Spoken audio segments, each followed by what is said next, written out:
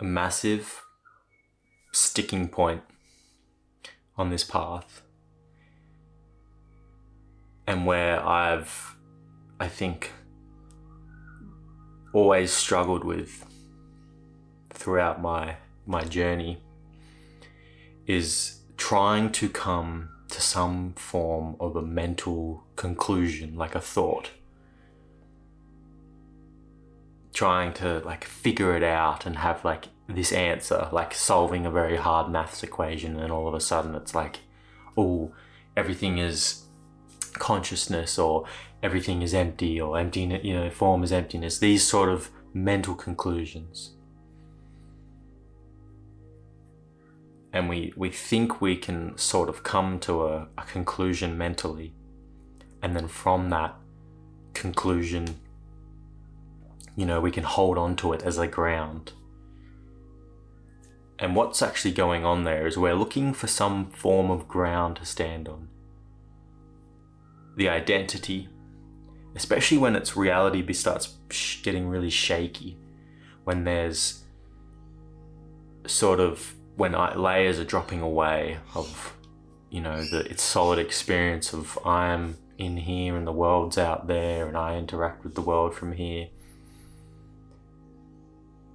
And when we start inquiring into its nature, it's almost like it starts free falling, and it's real. And the resistance happens is it's trying to find a landing pad. It can't find anywhere to land on.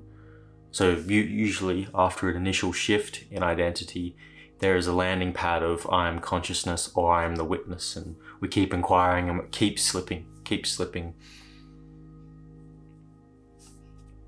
But it's looking for a sense of security, looking for a sense of understanding, a sense of knowing, to feel safe.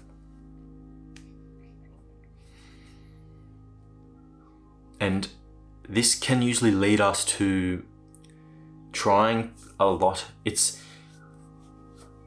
sort of leads us into trying to understand spirituality really well conceptually. We start watching video after video, reading book after book, trying to get this like ground and hold on reality, because it's uncomfortable not knowing and free falling. And what this constant trying to hold or find a ground on reality does is it's distracting us from direct experience. It's distracting us from inquiring and looking within on a more not inner basis, but looking at direct experience and then first trying to figure out what direct experience is through language and concepts and ideas. It's sort of it's not anything malevolent or anything, but it's more of just its nature to grasp and hold, to pull into the mind to have some hold. But it's always struggle, it's always resistance, because there is a knowing that there is nothing to hold on to. There is no knowledge, there is no conceptual understanding we come to, or place we can lay down, and that is ungrounding and can be disorientating and uncomfortable. But a necessary part of the journey to drop this incessant seeking knowledge and understanding, so for a landing pad, and to just drop into our felt experience without trying to understand it, and just trusting not understanding, trusting not trying to understand it, and letting ourselves free fall into the unknown. Because insight, realization, it's never in though afterthoughts about it can arise. It's never a thought conclusion that's come to that we come to. It's more of it's a shift. It's something that's just known, that doesn't need confirmation from language. But that only comes through not trying to understand it through language. It definitely helps. especially when we start off, to have some intellectual understanding, just so we can understand the pointings and what the words are being pointed to, and have like some scope of it. But it's important that to understand that all these things, all these scopes of understanding and maps and concepts are just pointers. They're just trying to point to the unknown or the inexpressible. And they have to all be dropped at some point. And we can't use a landing pad, because that's identity. That's what it lives in a landing pad.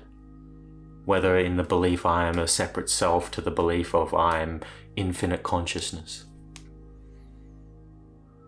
There's still a landing pad, a little sticking point for identity.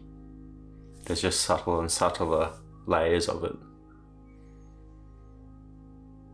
But the remedy for this sticking to something is to see all thoughts and conclusions on reality as just merely stories and thoughts, and coming into our direct experience. What is my direct experience? Coming into the senses and the sensations of the body, and the hearing and the seeing and the feeling and the thinking, and all those sort of, not necessarily thinking, but just the direct experience of reality. But thinking as in the direct experience of a thought, with a flavor of curiosity. What is thought? What is seeing? What is hearing?